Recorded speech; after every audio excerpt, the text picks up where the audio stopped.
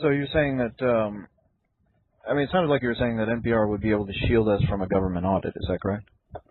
I think that is the case, especially if you are anonymous, and I can inquire about that. After the meeting at Cafe Milano between two top senior executives at NPR and the Muslim Education Action Center, the Muslim Brotherhood front group, the reporter posing as Ibrahmim Kasaam made two follow-up phone calls to the NPR Senior Director of Institutional Giving, Betsy Liley. Recall, Betsy Liley was one of the two executives present at the meeting at Cafe Milano. We used to call it National Palestinian Radio. Okay,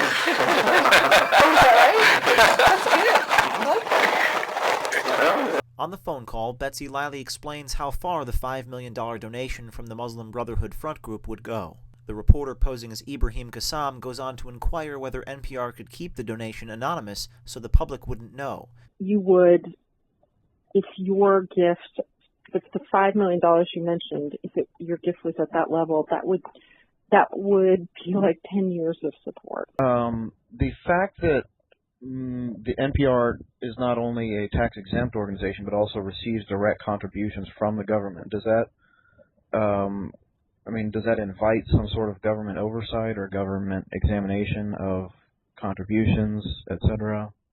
They have audited our programs at times, and they have, I think as part of that, they can look at our audited financials. That's, if you were concerned in any way about that, that's one reason that you might want to be an anonymous donor. And we would certainly, if that was your interest, want to shield you from that. And as I said, like this guy that I used to work with who gave, where I used to work for the university, I don't know, $5 or $10 or $12 million. He was just entered into the database as anonymous. I knew who he was, and about 5 other people did, but there was no paperwork in any official place that identified him as that donor. Okay. We also got an $8 million gift. I don't know if you remember this, about 2 years ago, a number of institutions, higher ed institutions, all with women as presidents, got donations that ranged from $5 million to $12 million.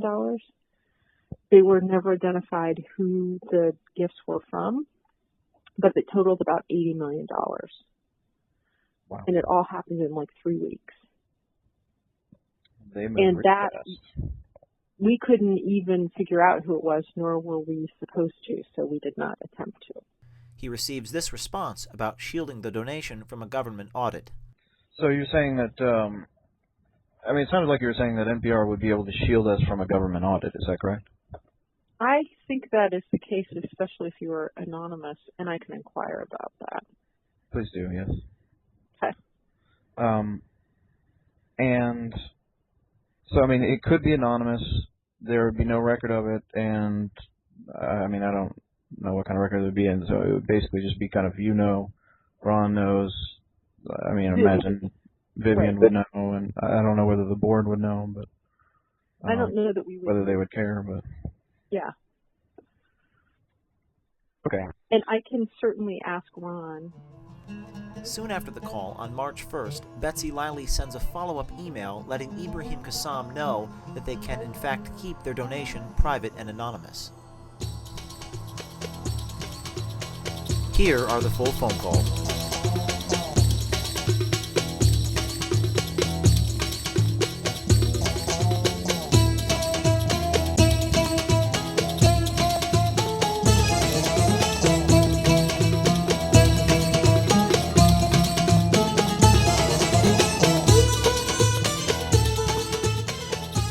Yes, this is Ibrahim. Hi there, how are you? Were you able to, well, first of all, how are you? I'm good, thank you. I have left a message for Vivian and her assistant, but I have not gotten a time back, although we have had, because we, to be honest with you, Ron and I thought we were talking about a June time frame. Oh, I see. So, we were pleased, but we were surprised that you moved so fast. So, well, like I mentioned in our meeting, they had already set it aside in January, and so I mentioned June because I couldn't make any promises, but it sounds. NPR is obviously they're out there all the time. Okay. No, we're not complaining. It's just, Certainly. not everyone moves as fast as you. So, which is, hey, there's nothing wrong with that. But to do so, there are a couple things that would be helpful for us. So I know that Mr. Zagri was going to send us typically, right, support side in the agreement.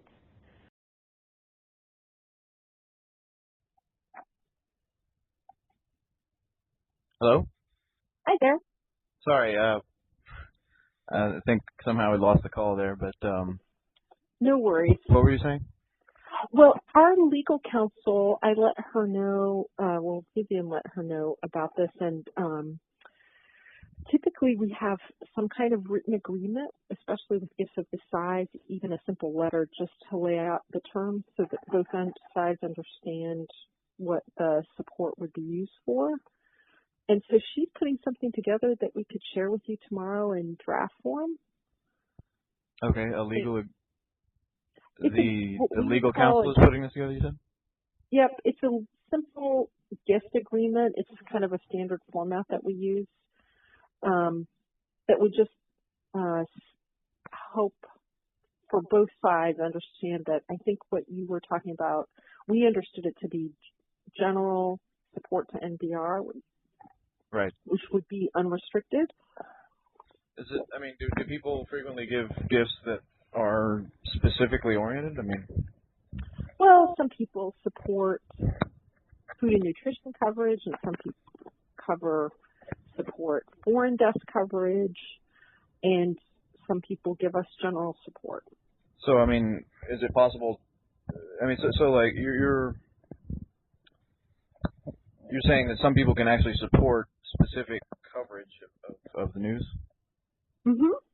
So maybe if somebody wanted, I just find that interesting because that sounds It doesn't allow a direction. Right. Okay. But just the magnitude of coverage, I guess, or something? Well, even for that again is a news decision. So if Warren Buffett wanted to give us $100 million and he wanted us just to cover foot care, podiatry, we probably couldn't do $100 million in podiatry coverage in the next 100 years, right? So that would be hard for us to take. Well, not keep your listeners, but right. So people do, a lot of people have interest in specific areas, including institutions, and so they give us support in that area, but we can only accept it to the point that it matches our news judgment. So I think that example is a good one. But the Commonwealth Fund is a foundation that only is interested in health care. okay. So they might give to support our coverage of health, but it wouldn't, as we discussed, it wouldn't allow them to decide or even influence what we covered. Right. How specific can it be? We've had people support specific desks. The foreign desk, we've had people support areas of coverage like religion.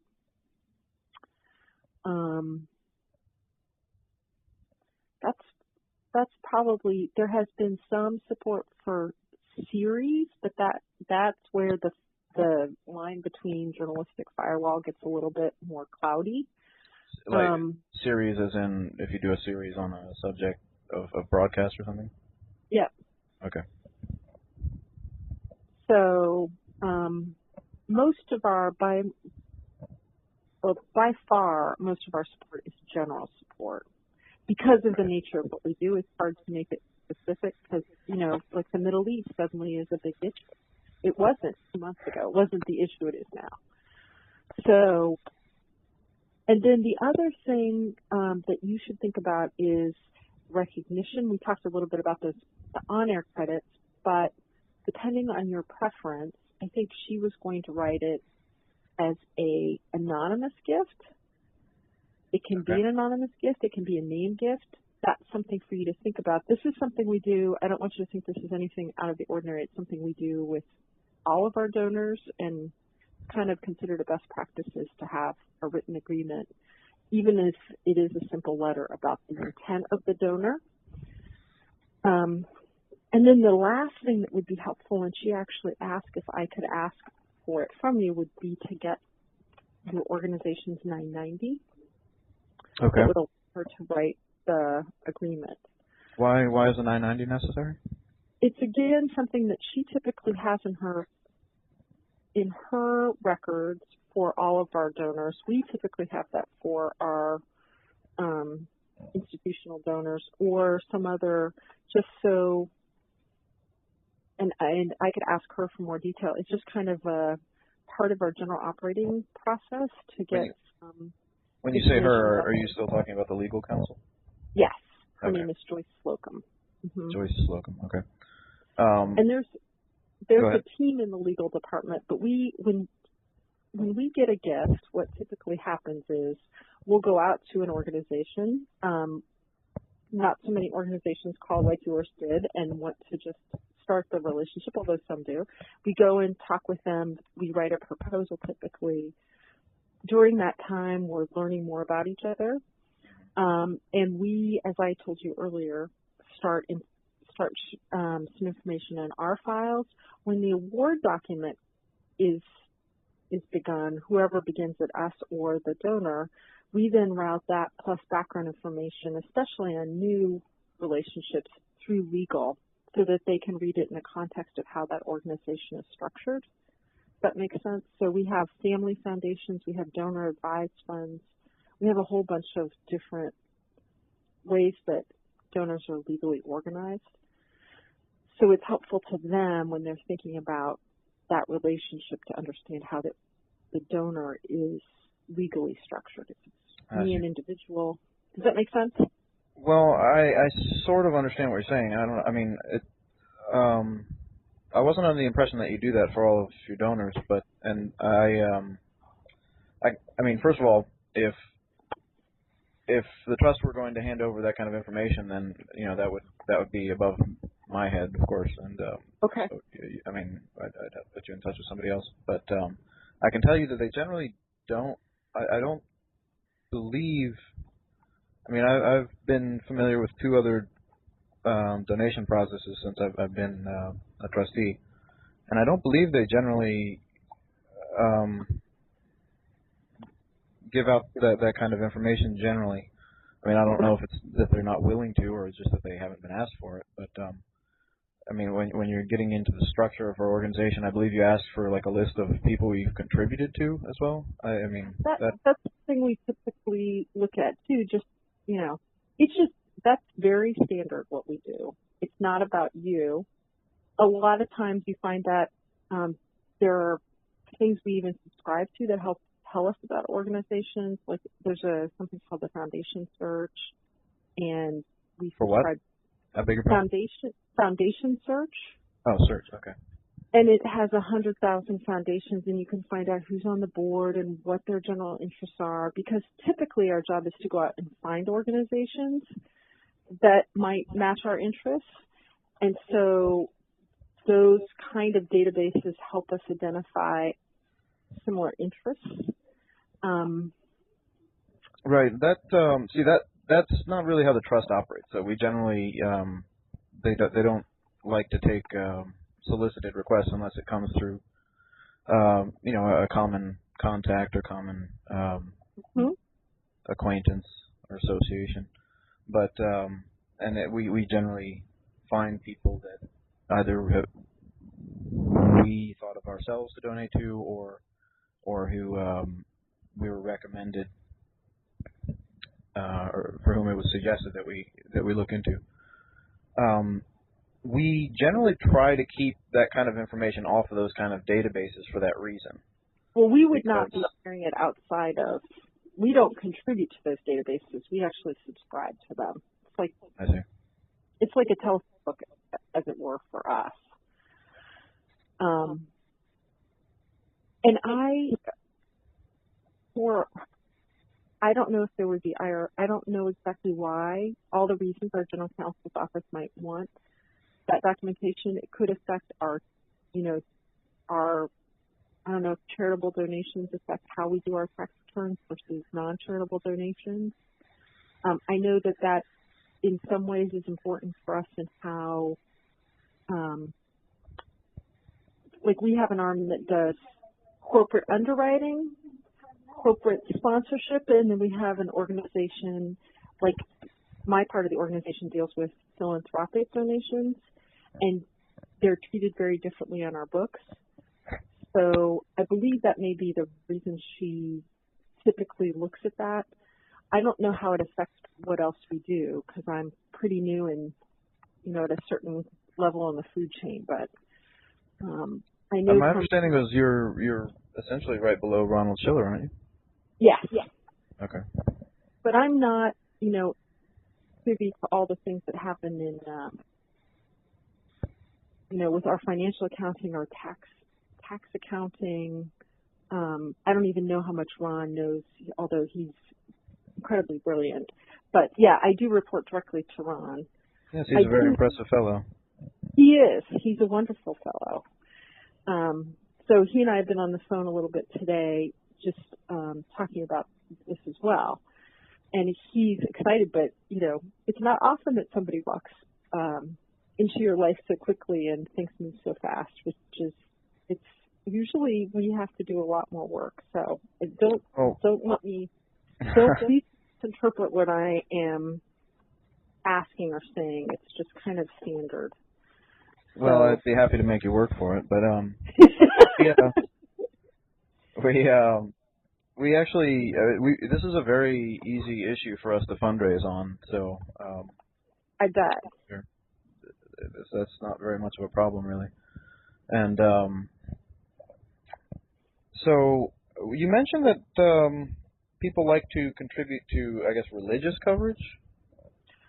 Yes, although with the level of your support, at least that which we talked about, we only have one reporter covering religion. And you would, if your gift, if the $5 million you mentioned, your gift was at that level, that would be like 10 years of support.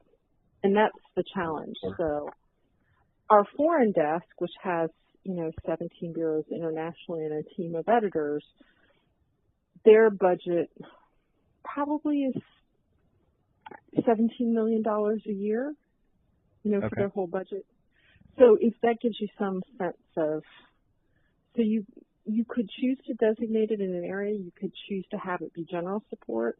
I think from talking with you and looking at your website that you're interested in how people are portrayed here in the United States, so domestic coverage kind of broadly. And then some of the other issues we've been, we talked about. And so general support might be an appropriate place, but that's then for you to think about and decide. Right. I know that, I guess this sounds a bit familiar because I remember reading at the time when Soros, he made that very well publicized contribution earlier. I guess it was last year. And I mean, it was supposedly going to go for 100 reporters or 100 new reporters or something of this nature. Is that? I mean, is that the kind of thing we're discussing here? Right. That's a project called The Impact of Government, and the overall budget's about $19 million. Between 16 and 19, we're still trying to figure out how much it is. And we've raised about $2.5 million. And of that 1.8 is from Mr. Soros's, the foundation that he began called the Open Society. So, I mean, the 1.8 million wouldn't be enough to cover 100 reporters, I would think. No. Not for very long. I'd have to work through the math, which I'm not interested in doing, but that sounds like about 3 months or something.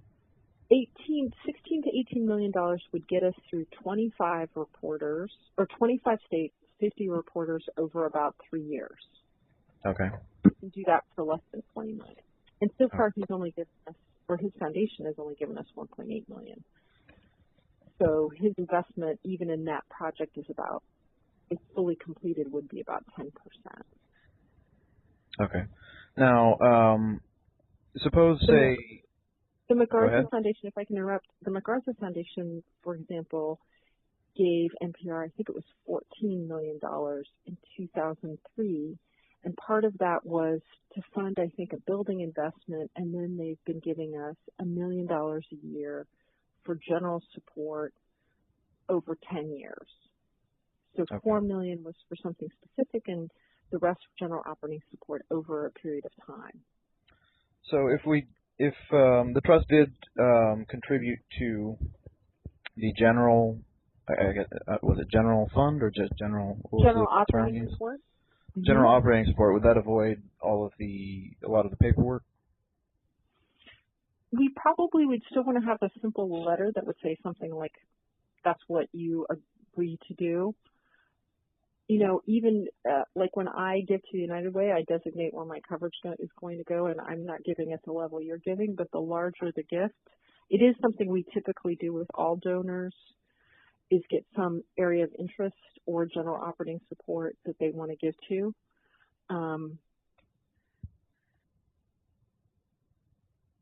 But I think what Joyce Slocum, our legal counsel, was putting together was the simplest of things that we use, which would be a letter. Okay. Does that make sense? Okay. Would that have to be delivered with a contribution, or in advance, or afterwards? No, people do their contributions all sorts of ways. So you can make a commitment and then fulfill it later. You can fill it in full. You could do it over time. You know, typically we try and avoid having gifts that come in over more than 5 years, because things can change significantly for any organization over that period of time.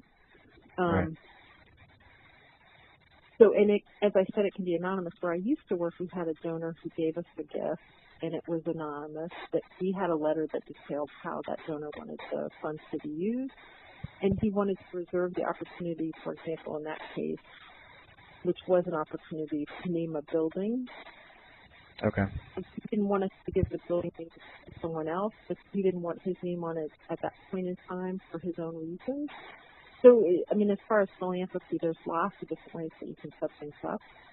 The most important is to think about what's important to your organization and why you're doing it, and then think about how we can work with you to make within constraints that our organization is able to do, make those things match. Does that make sense? Right. Now, it sounds like you want simple, which is also fine. Yes, we do. I mean, you can imagine that a lot of people always kind of want to look at the books of any Muslim organization, so they're a little bit guarded about that. But I think in part, I mean, I'm happy to ask Joyce for more detail, but it is just kind of something we do. You know, is it an individual gift? Is it a consortium? Is it a true organization that's been created as a charitable entity, a corporation? Just that level of knowledge would be helpful for us, and even knowing, as I said, how to structure you within our database. Right. We're not this. And let me say also, and I hadn't thought of this until this very moment, this would not go to anyone in the news division. No one in news would have access to this document. Okay. So if that's your hesitation, and I'm sorry for being somewhat clueless, this is not, there is a firewall, as we said, between news and development, and there's a similar firewall between development and news. So when Mr. Soros, his foundation, was making the gift, we didn't tell our colleagues in news about that gift until we were ready to formally announce it, because, you know, it was a big gift. If we were the Boy Scouts, or we were a congregation of some kind, or faith-based organization, you might send an email to everybody, hey, our big initiative, we got the first, you know, piece of money to make that happen. In this organization, because we're news, we can't necessarily tell the rest of our organization what we're doing. Mm-hmm. Does that make any sense? Yeah, I just there's some issues that I am not familiar with, because I'm, for one thing, does NPR frequently receive gifts from religiously designated organizations? You know, that question came up today, and I provided that information to a couple people who just wondered. So the American Jewish World Service, who we talked about, is a $500,000 a year donor and has been for, I don't know, I couldn't tell you, but I'm guessing at least 20 years. We've had support from Private Financial Services for Lutherans, from Catholic groups, from Methodist groups. In asking some of my colleagues, those were the ones that popped up. So yes, we have had a fair bit of support from faith-based groups. I mean, do you have any relationships with existing Muslim groups, perhaps? In our database, I ran the word Muslim and I ran Islam, and no groups came to the surface, but if their name would not have that in it, it's possible that it wouldn't have come up. Right. And that would only be for NPR. It wouldn't include our corporate underwriting, which generates probably $40 to $50 million a year, and it wouldn't reflect support from any of the member stations. I see. Well, I mean, I imagine there are probably individuals that, I guess you can't be a religiously based individual. But, people do for all sorts of reasons. I see. Now, the fact that the NPR is not only a tax-exempt organization, but also receives direct contributions from the government, does that invite some sort of government oversight or government examination of contributions, etc.? They have audited our programs at times, and they have, I think as part of that, they can look at our audited financials. If you were concerned in any way about that, that's one reason that you might want to be an anonymous donor. I don't know I know at Purdue, we were a public institution, so we were part of government, and therefore our books could have been, open to any inquiry from a member of the public. We're a private nonprofit, and so we have a different standard. We do comply with government audit, but I don't think that they go into our donor database. Okay. And we would certainly, if that was your interest, want to shield you from that. And as I said, like this guy that I used to work with who gave, where I used to work for the university, I don't know, $5 or $10 or $12 million. He was just entered into the database as anonymous. I knew who he was, and about 5 other people did, but there was no paperwork in any official place that identified him as that donor. Okay. We also got an $8 million gift. I don't know if you remember this, about 2 years ago, a number of institutions, higher ed institutions, all with women as presidents, got donations that ranged from $5 million to $12 million. They were never identified who the gifts were from, but it totaled about $80 million. Wow. And it all happened in like 3 weeks. They moved and really that fast. We couldn't even figure out who it was, nor were we supposed to, so we did not attempt to. So you're saying that, it sounded like you were saying that NPR would be able to shield us from a government audit. Is that correct? I think that is the case, especially if you are anonymous, and I can inquire about that. Please do, yes. Okay. And so, it could be anonymous. There would be no record of it, and I don't know what kind of record there would be in, so it would basically just be kind of, Ron knows. I imagine Vivian would know, and I don't know whether the board would know, but I don't know that we would. Whether they would care, but yeah.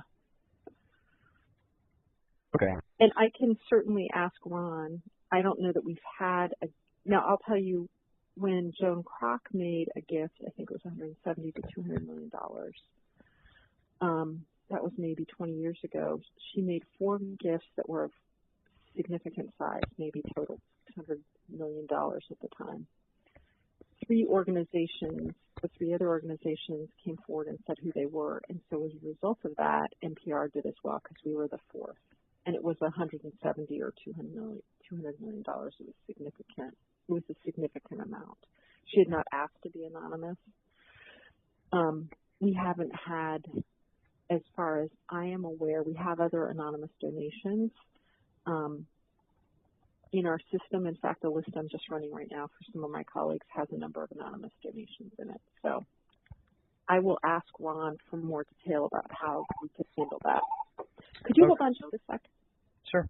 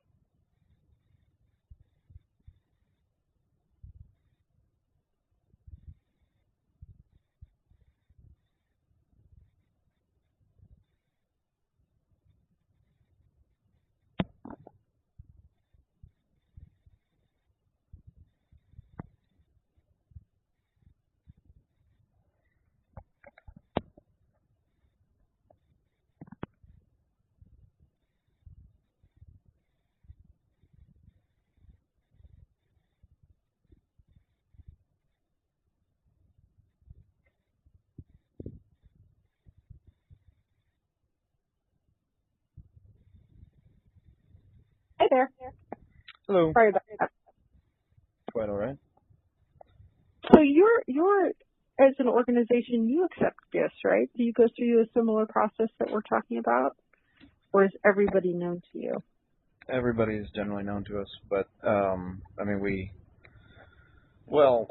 it's a different sort of situation. There are a number of people who choose to make gifts through us because they don't want their identities known and they like to remain private. Mm-hmm. And we do we accommodate their desires regarding anonymity, and so when you say known to us, I don't know if you meant known to me personally. I certainly don't. Does somebody know? Obviously they do, but they don't know. I mean, I don't think everybody's necessarily documented. I believe we do list people as anonymous frequently, the way that you were mentioning. I'm sorry. I'm sorry to do this. I was expecting a visitor, and this may be them. Hold on just a moment. Okay.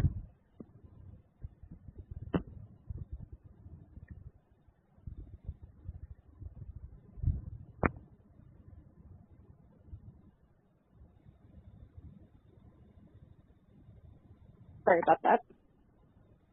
Sure. So someone does know them in your network of whoever who is participating in the trust. Right.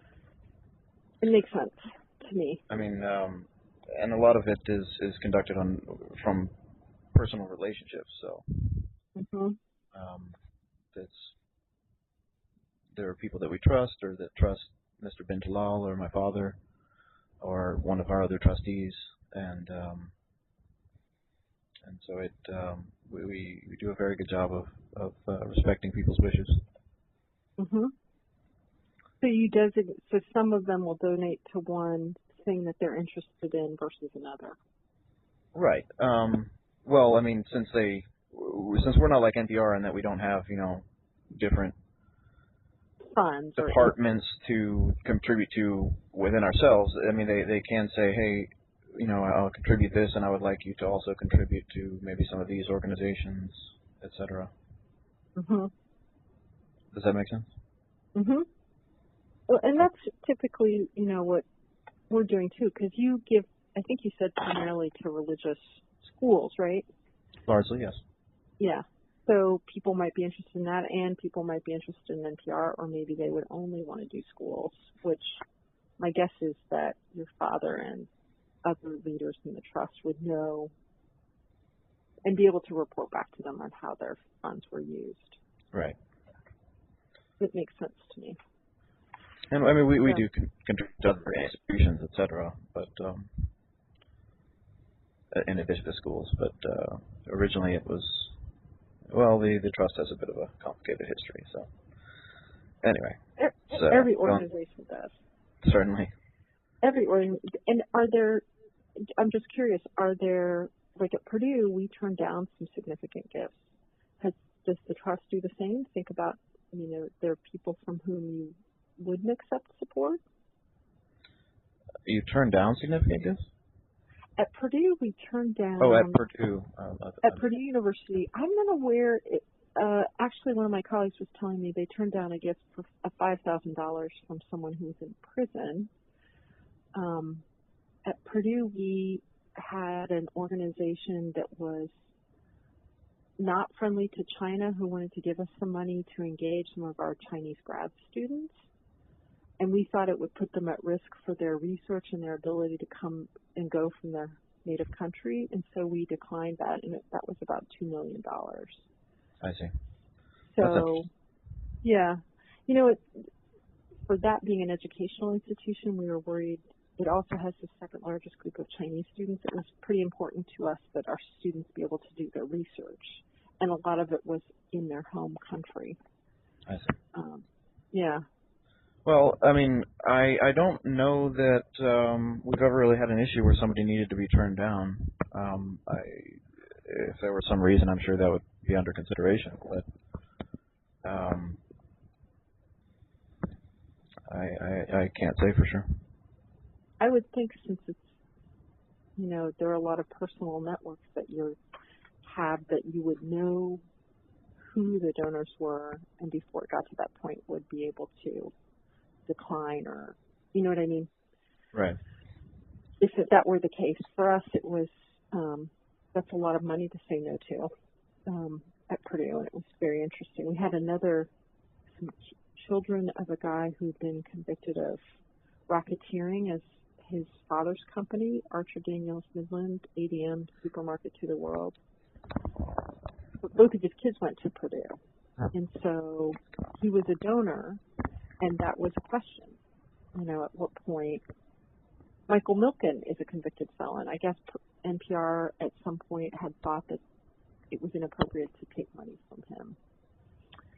It's very interesting how different organizations think about those things.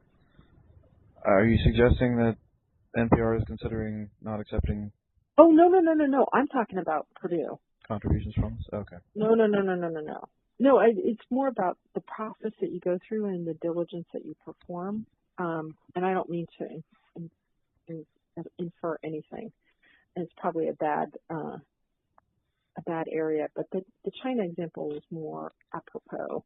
I find that a bit interesting. I mean, if somebody's a convicted felon, that means you can't accept money from them?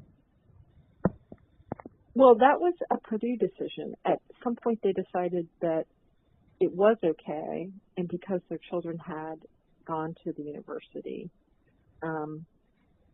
I think that we didn't have anything written down about it, and I thought it was a really, what would be the line in the sand why you wouldn't accept that support, and at what point is a speeding ticket or a DWI? At what point are you going to make that decision? It's kind of a moral judgment versus a business decision. I will confess that I do have a speeding ticket. Hey, I have more than one. Okay. And I am a donor, so. How did that slip? Of typical discussion, so. How did they let that slip? Who, me? I have no idea. You would think they would have figured that one out. Right. And I work here. Okay, so Well, I'm glad to hear that there aren't any concerns. That would be disheartening to a number of people, I imagine. But I mean, Michael Milken, though. I mean, I find that a bit odd, just because what would that say about NPR? I mean, Well, he see, that's was I convicted of think that was insider trading or something, or some sort of right, financial. and that was 15. I think that was at the height of that event. What NPR says now is that we don't have a litmus test for donors. So, you know, as I said, if somebody wanted to give us a lot of money for coverage of podiatry, that would be difficult to tell. That's not in our news judgment. But I think a lot of conservatives and some of our journalists, it's hard with Mr. Soros because he's active in politics. But the foundation that he created is an independent foundation on which he sits on the board, but he's not making the day-to-day decisions about that organization. Okay. Bill Gates has a political agenda. I'm sorry? Bill Gates Right. has a political agenda, and his foundation is a donor to NPR. I mean, you can take discussions pretty far down the road. So it's just, since you're part of this organization, it's an interesting, we have these conversations a lot in philanthropy about who and what and how, and you can't ever know anything about anyone. So even if you wanted to. Yeah, I mean, I think there would be a number of our trustees that would be rather disheartened if NPR felt they had to, sever a relationship because a certain Muslim group was no longer popular or was under attack. I mean, that wouldn't seem right, would it? No, it wouldn't seem right. And I mean, given the number of Muslim organizations that are currently under attack, well, and that, I mean, I think that's why the letter would be helpful for us, not because of that, but actually just because of coverage, you know, that as we discussed, our coverage and that's something that, kind of think about how that reads in some of those letters. Probably isn't, you know, I am not a great legal mind, but generally we outline one of the reasons we say it's for general support or coverage in an area is to be specific, that it's not about coverage in a specific vein of the regard. You know, anyways, we've gone far too down a kind of unnecessary path. Okay. Yes. I did want to share that with you. Which part? About the letter. Okay. Think about a letter, and if there is any restriction that you want to place on your support, and in what area that would be. Okay. Well, and if you'd like to be, if the trust would want to be anonymous. We'll run that by the board, but I imagine that before they're going to sign on to anything of that nature or to, disclose the kinds of information that you were hoping for, I mean, since you mentioned that Vivian Schiller would be somebody who knows about all this, I imagine they would want to talk to her first. Mm-hmm.